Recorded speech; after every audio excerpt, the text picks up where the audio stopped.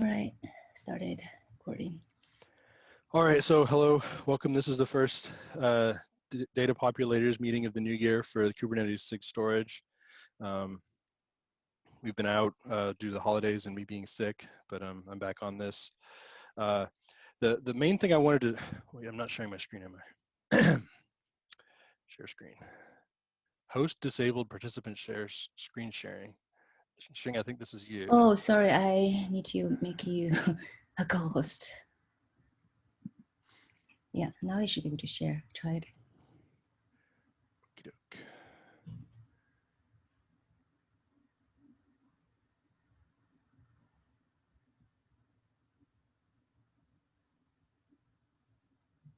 All right.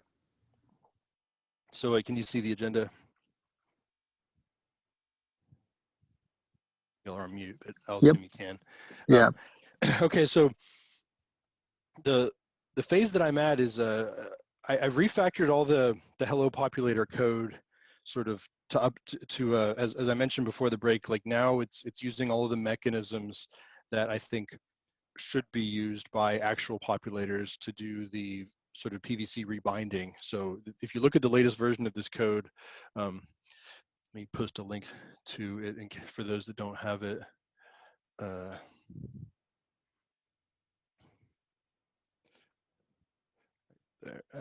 Whoops. Why does it unhyperlink things like that? Okay.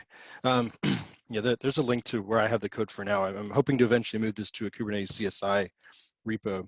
So the Golang package says it's, Kubernetes CSI hello populator.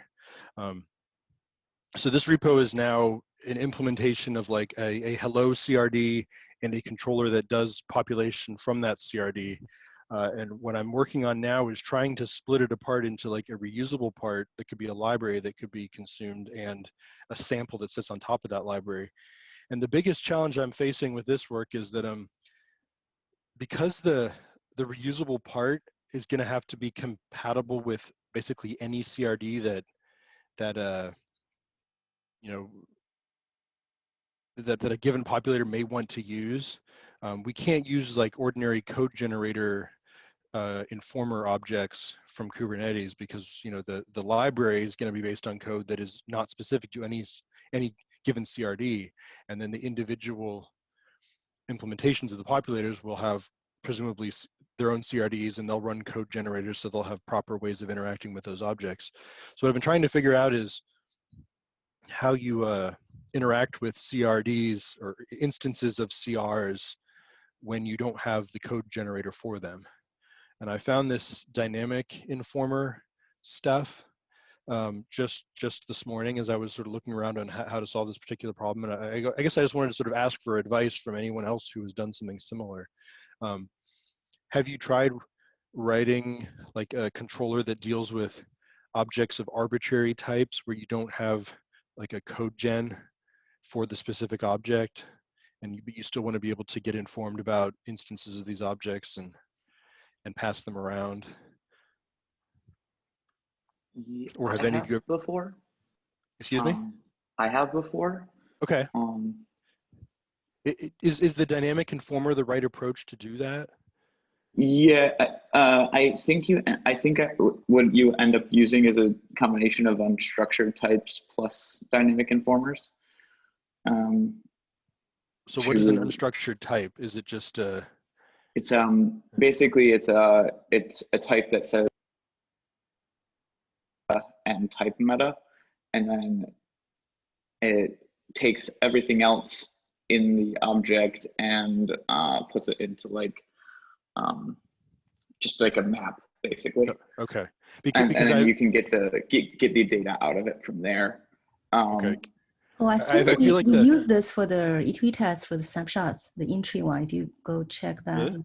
Oh, okay. Yeah, I was going to say, like, if we have some samples of how to use it, that would be helpful to me in particular. Yeah, I can send you a link of the. Thank you. Snapshot E2E test. Do you know if so I'm feeling like the library portion of this populator work is going to have to do something like that, with these untyped objects or and dynamic informers. But then there's going to be some glue where the controller that's running will see one of these things get created and have to call down into, the user supplied part of the code to like say, okay, someone just created a thing that you need to populate, like here it is. And at that point, it would be good to be able to convert it into like a proper Golang struct of the right type with a code gen. But the library piece will have to deal with it as an unstructured object. Do you know, is it possible once you have one of these unstructured objects to convert it to a structured object? I think so. Yeah, I think it's like unstructured.into or something. I can find, Okay. you know that you need some example. I can maybe try to find some example. Yeah. I mean, this is where I'm at in the coding, is I'm trying to figure out this particular problem because the way the existing code is written, the hello CR is everywhere in the code, and that makes it impossible to properly refactor it out, because it goes all the way down into the bottom of the controller, where I want to make that part generic and reusable. So you can just sort of instantiate one of these populator controller objects and then give it a bunch of callbacks, and then it calls you at the appropriate times. And all of that code has to be agnostic to any specific CR.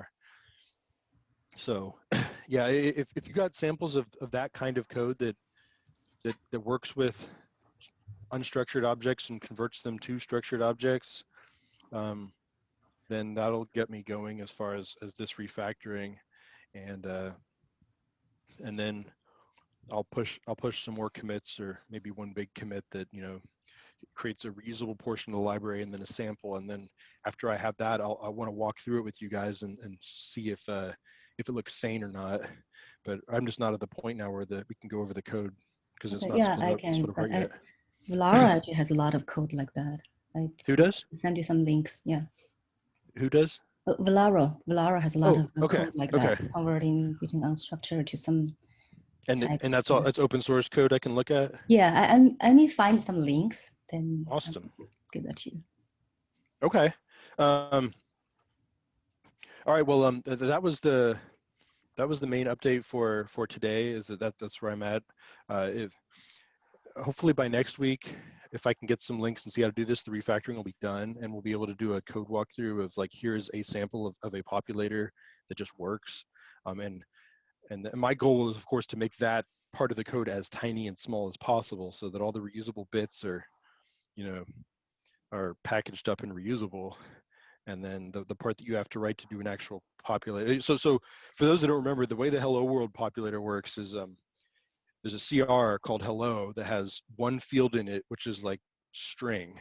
And then what it does is it creates a file. Actually, it has two fields in it. It has file name and string. And then the populator creates a file with that name and that contents, and that's how it populates volumes. So basically, the only code that should be left in the sample is that code, something that takes a hello object.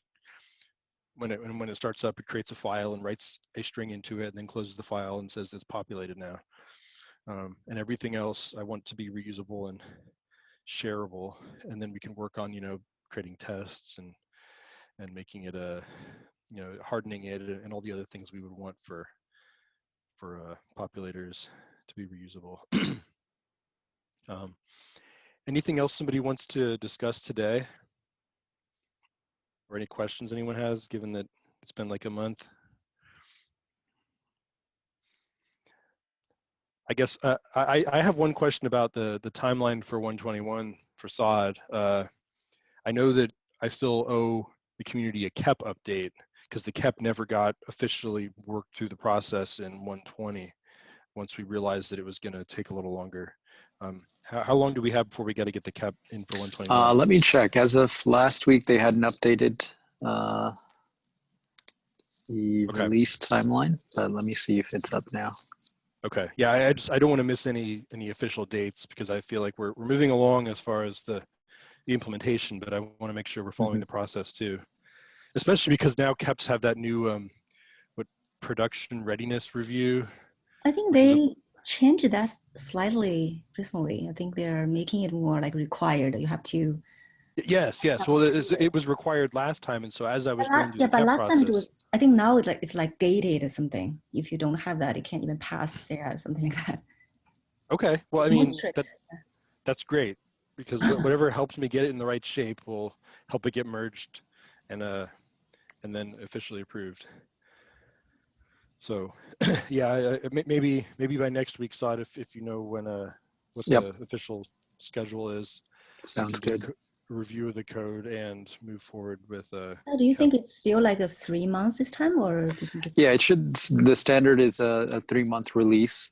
That's my understanding. I know there was some discussion late last year to say, okay, instead of doing 4 releases a year, let's bring it down to 3 releases a year. But I don't know if that decision went through or not. So I'm operating on the assumption that we have the usual 3 months.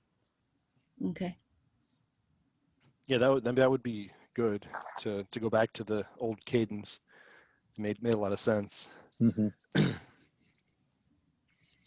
All right, so yeah, I guess Sean, if you want to send me any links you're aware of, and Xing do the same, I'll be coding up, and you can watch that repo I'll just be pushing commits to that repo until we get a chance to code review it and maybe move it to a proper repo where we can do proper change control. Right now it's just a NetApp repo. And that's all I have. Okay. So thanks, guys. Thank you. Thank you.